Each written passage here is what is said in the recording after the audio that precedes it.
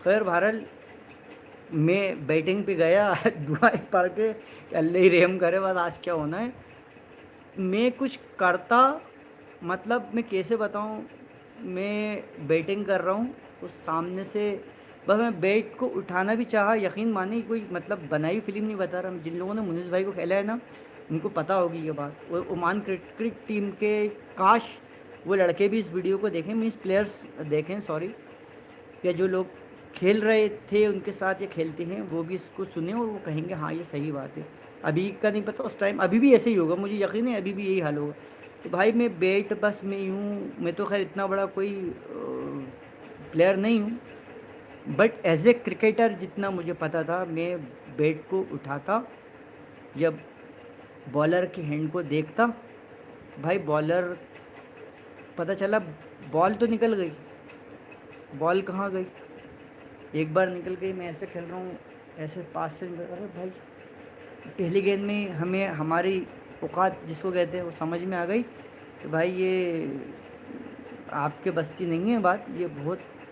High level की बात है। बेहतर इसी में है कि आउट हो जाओ तो ज़्यादा अच्छा है। आउट ही हो गए, मुनीस भाई से तो आउट हुए कम से कम ना, इंटरनेशनल प्लेयर। और जब उस टाइम पे ये जो टूर्नामेंट है जो ये खेल रहा था, उस टाइम पर मुनीस भाई नेशनल लेवल पर अपनी परफॉर्मेंस दे रहे थे। अब आप इससे अंदाज़ा लगा लीजिए कि आप खड़े हुए हो और आपके सामने कोई नेशनल लेवल का प्लेयर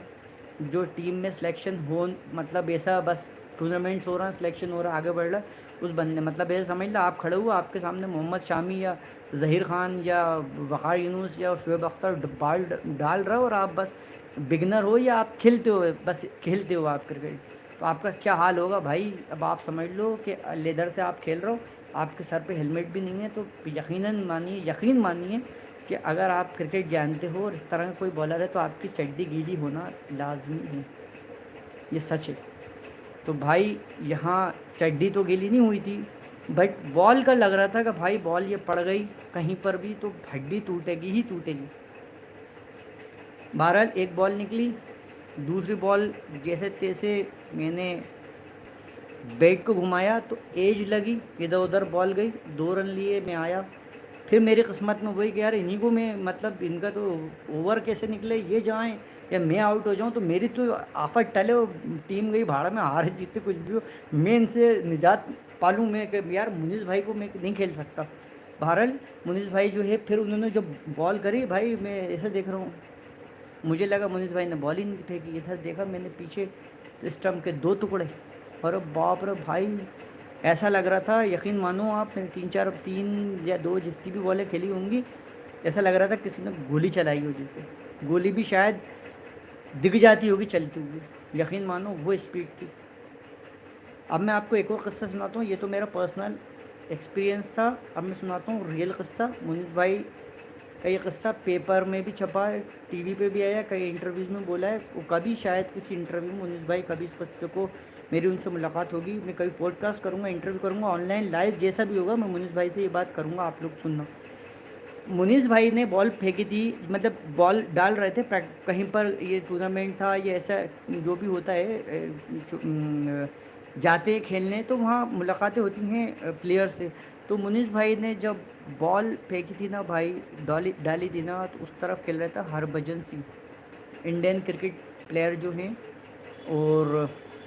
वो पीक पे थे उस टाइम पे। मुनीस भाई ने बॉल डाली थी, बैट के 2 टुकड़े हो गए थे, ये हाल था बॉल का, मतलब उनकी स्पीड का।